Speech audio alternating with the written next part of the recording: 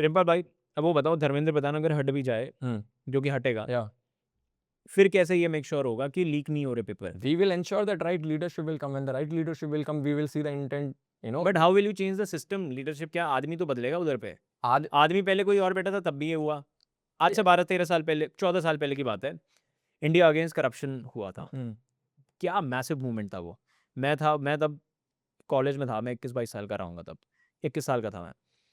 तो 14 साल पहले वहाँ पे राष्ट्रपति भवन से लेके इंडिया गेट तक यही सेम जो हुआ है ना प्रोटेस्ट में, same I could draw parallels. मैंने कहा यार, उस टाइम पे अन्ना हजारे, आज सोनम वांगचुक सर, उस टाइम पे अरविंद केजरीवाल, आज अभिजीत दिपके, उस टाइम पे कुमार विश्वास थे, उस टाइम पे बहुत बड़े बड़े लीडर्स उतरे थे, आम आदमी पार्टी बनी, दिल्ली इलेक्शन जीती, निकल गई। करप्शन कहाँ है? करप्शन वहीं का वहीं खड़ा है। मैंने कुछ बदलते नहीं देखा, मैंने सिर्फ लोग बदलते देखे, मैंने होप बदलते देखी, मैंने पैटर्न में कुछ चेंज होता नहीं देखा। इट हैज़ ओनली, देखो थियोरेटिकली व्हाट आप जो बोल रहे हो कि अल्टरनेट चीज़ होनी चाहिए, बहुत अच्छा है। मेरे को, मैं तो चाहता हूँ ये हो, मैं इसके फेवर में ही हूँ। पॉइंट क्या है, ये होगा कैसे? So very very beautiful valid question. That movement was what for what? India against corruption, Against corruption. This movement is for education. The education all. India for education. चलो, Yes. So this movement will. इसका नाम protest, इस protest का नाम है कोई? Protest का नाम है ना, प्रोटेस्ट का यही है फिलहाल तो, कि we are seeking accountability. India for education. Yes, we are seeking accountability for paper leak. So it's a basically a movement for education. We know that education system has been crippled. If education system is crippled, then everything is crushed. Everything. You will see the pollution. You will see. You'll see everything, You will yes. see everything. So the first was that they were addressing the problem. Now of corruption, Now, which is yeah, which so is that time it was address of the problem. Now it is address of root cause. Education system is broken. So sir, you fix education, remaining things will be fixed automatically.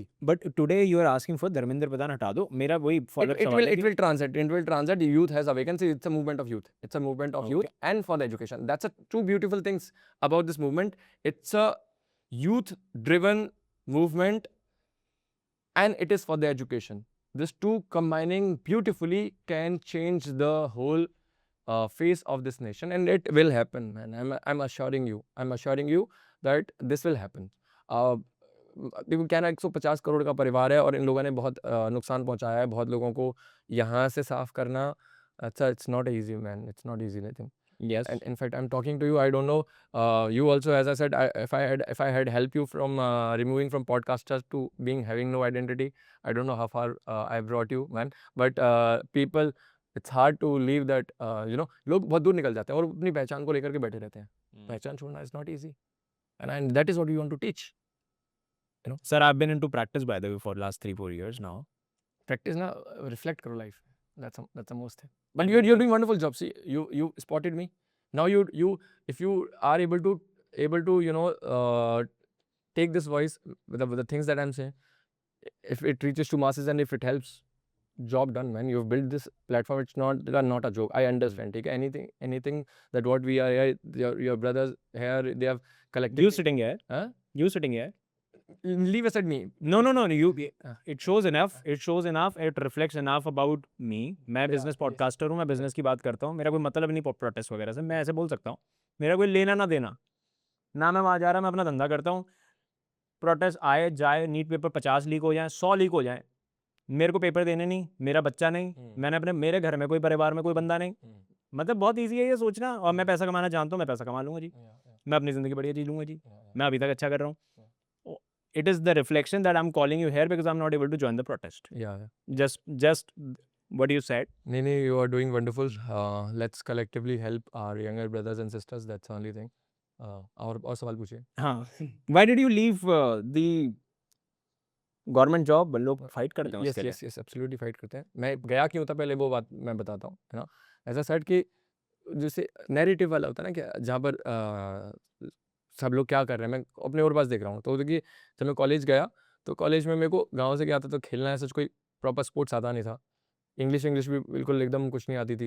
मतलब in fact मेरी English basics में चौकी लगी थी नीचे से, मतलब मैं सेकंड लास्ट था, जस्ट बेयरली पास। ओके। फिजिक्स मैथ्स लाइक बढ़िया टॉप किया था, पर अंग्रेजी में जस्ट टच किया था। तो वो वाला भी नहीं था कि भाई एकदम फुल पॉलिश्ड बंदा है, एकदम रॉ। मैंने देखा हॉकी किसी को नहीं आता, मैं क्योंकि हॉकी इतना है ही नहीं प्रिविलेंट, ओके, तो मैंने कहा ठीक है दौड़ तेज तो दौड़ ही लेते हैं, नेशनल स्पोर्ट। हाँ मतलब तेज दौड़ लेते हैं, तो मैंने कहा हॉकी खेलते हैं, तो हॉकी खेला बढ़िया। हॉकी खेलते 3 साल निकल गए। मैं देख रहा था मेरे दोस्त लोग, कुछ लोग ने कोडिंग वगैरह शुरू कर दी थी, कुछ लोग यूपीएससी की तरफ रुझान बना दिया था। एक मेरा दोस्त था, उसने बोला कि जो सिविल इंजीनियरिंग है ना, उसमें कोर में गेट तय करके ये वाली जॉब मिल जाती है, उसमें बढ़िया सैलरी है, अच्छी मेडिकल फैसिलिटी है। तो मैंने कहा ये बढ़िया चीज़ है, मैंने कहा ये करते हैं। और बोला यूपीएससी भी इसके साथ वो निकल जाता है, उसमें भी ऐसा ऐसा सिस्टम है। पता मुझे कुछ नहीं था कि क्या होता है गेट में, क्या है यूपीएससी में, क्या है, क्या जॉब है। वो मेरा दोस्त के पापा थे गेट के थ्रू, वो गेल वगैरह में थे। एक बार गांव जा रहे, मतलब मैं रुड़की से मथुरा आ रहा था, तो उसने मुझे रास्ते में सब बताया। तो आई डिसाइडेड कि ठीक है। प्राइवेट साइड मेरा उस वक्त ये रुझान इसलिए नहीं बन पा रहा था क्योंकि मैं इतना टेक सेवी नहीं था, इतना एफ्लुएंट नहीं था। तो मुझे लगा कि काफ़ी, और ऊपर से मुझे लगा कि मैं एक कमरे में बंद होकर के काम करूँगा, दैट वुड नॉट बी शायद ऐसा। देखो क्या है, पता कुछ नहीं होता है, जस्ट हाँ। हम ऐसे एनालाइज कर रहे होते हैं। मुझे लगा कि शायद एक तो यहाँ पे भौकाल होगा, और मतलब लोगों को ही सर्व कर पाएंगे, कुछ सही चीज़ कर पाएंगे, ऐसा लगा मुझे नहीं पता था कुछ भी। तो और मैंने कहा जब काफ़ी लोग कर रहे हैं, मैं सीनियर्स को देख रहा था, तो मैंने आई डिसाइडेड कि ठीक है I will go for UPSC. I thought of going for civil services, I thought कि इंजीनियरिंग सर्विसेज करूँगा, ऑप्शनल प्रिपेयर हो जाएगा, सिविल सर्विसेज करूँगा। फाइनल ईयर में, third year and just end में मैंने तैयारी शुरू करी। फाइनल ईयर के जस्ट बिगिनिंग से मेरा एग्जाम्स निकलने गए। गेट में मेरी ऑल इंडिया रैंक 64 आई, कॉलेज में था अप्रैल में, मार्च में मैंने मेंस दिया और इंटरव्यू दिया। मतलब कुल मिलाकर के मेरा नवंबर 2018 तक कंक्लूड हो गया था, और मैं उधर चला गया था। केवल गया इसलिए था क्योंकि जो सब लोग कर रहे थे वो ठीक लग रहा था, कि मैंने कहा इतने लोग कर रहे हैं तो सही होगा भाई। मैंने कहा होशियार है मेरे से ज़्यादा इन लोग, क्योंकि मेरे को घर से तो बताने वाला कोई नहीं था, क्योंकि घर में तो कोई इस चीज़ में आया ही नहीं।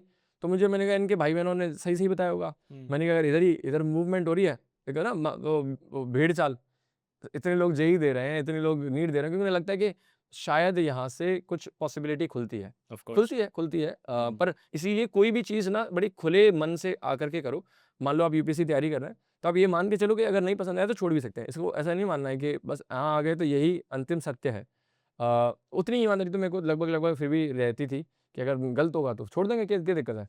फिर मैंने निकला एग्ज़ाम, मैंने गेट इसकी जॉइनिंग में 1 साल लगता है। नवंबर 2018 में रिजल्ट आया था, दिसंबर 2019 में मेरी जॉइनिंग आई थी। तो मैंने 1 साल कुछ टाइम मैंने आईसीएल में जॉब करी, वहाँ मैंने छोड़ दी, फिर मैं इसमें आ गया।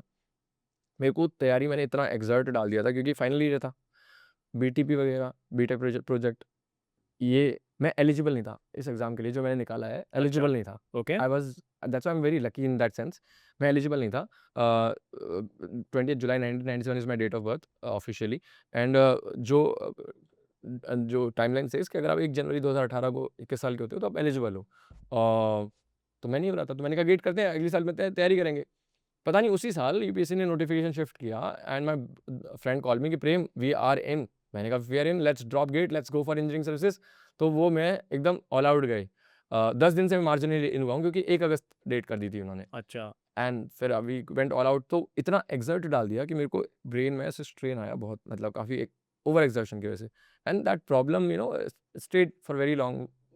वो चीज़ ठीक हो गई, पर वो आँख में कुछ इशू आ गया जिसमें कोई भी चश्मा नहीं था, यहाँ पर पॉजिटिव पावर आ गई, इसमें कोई, मतलब ये तो हेल्दी एकदम। Okay.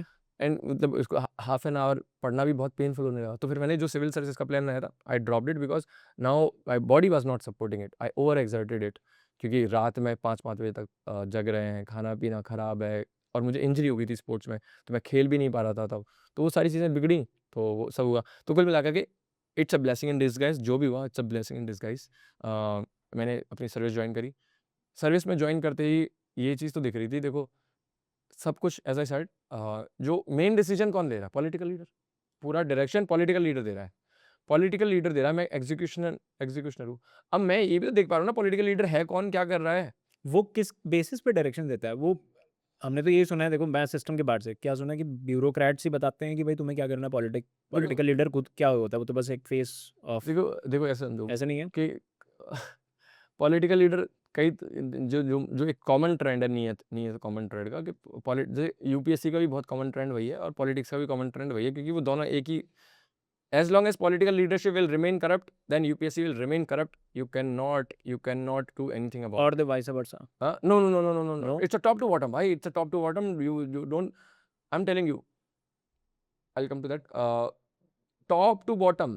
If you fix the top, पूरा मशीनरी ठीक हो जाएगा भाई, पूरा मशीनरी ठीक हो जाएगा. Top has to be pristine pure, pristine pure. We have to ensure that the top leadership across the board has to be pristine pure. Then it will transcend to bottom. तब जाके DNA सुधरेगा.